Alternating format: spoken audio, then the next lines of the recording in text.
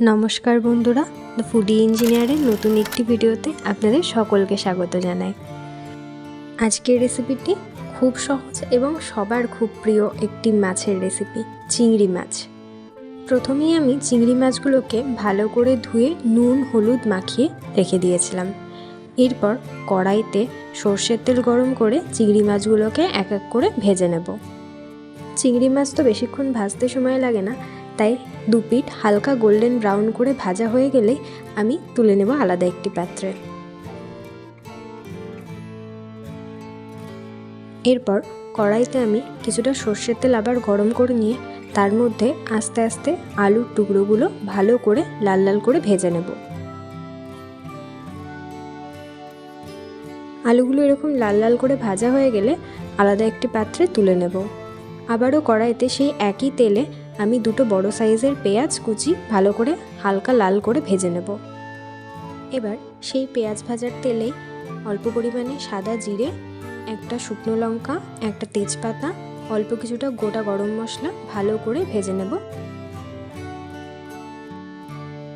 গোটা গরম মশলাগুলো ভালো করে ভাজা হয়ে গেলে এবার দিয়ে দেব আগে থেকে একসাথে বেটে রাখা পেঁয়াজ এবং টমেটো। এবারে দিয়ে দেব এক এক করে 1.5 চামচ মতন আদা বাটা, 1 চামচ ধনে গুঁড়ো এবং 1 চামচ জিরে গুঁড়ো। সব মশলাগুলো একসাথে ভালো করে কষিয়ে নেওয়ার পরে দিয়ে দেব 1/2 চামচ মতন লাল লঙ্কার গুঁড়ো, 1/2 চামচ হলুদ গুঁড়ো। এবার মশলাগুলো ভালো করে কষিয়ে নেওয়ার পরে এরকম মশলা থেকে তেল ছেড়ে এলে দিয়ে দেব আগে থেকে ভেজে রাখা বেরেস্তা। কিছুটা বেরেস্তা আমি রেখে দিয়েছি আলাদা করে, আর অল্প কিছুটা বেরেস্তা আমি এই মশলা কষানোর সাথে ভালো করে কষিয়ে নেব। মশলাটা ভালো করে কষানো হয়ে গেলে এবং মশলা থেকে তেল ছেড়ে এলে দিয়ে দেব এক এক করে আগে থেকে ভেজে রাখা আলুর টুকরোগুলো।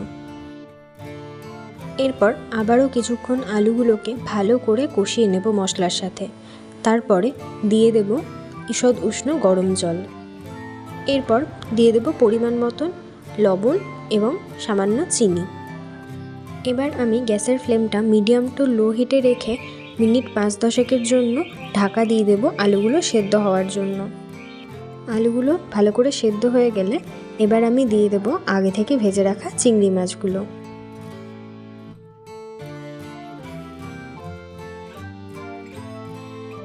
চিংড়ি মাছগুলো এবার আমি মিডিয়াম টু লো হিটে মিনিট 2-3 জন্য ভালো করে ফুটতে দেব।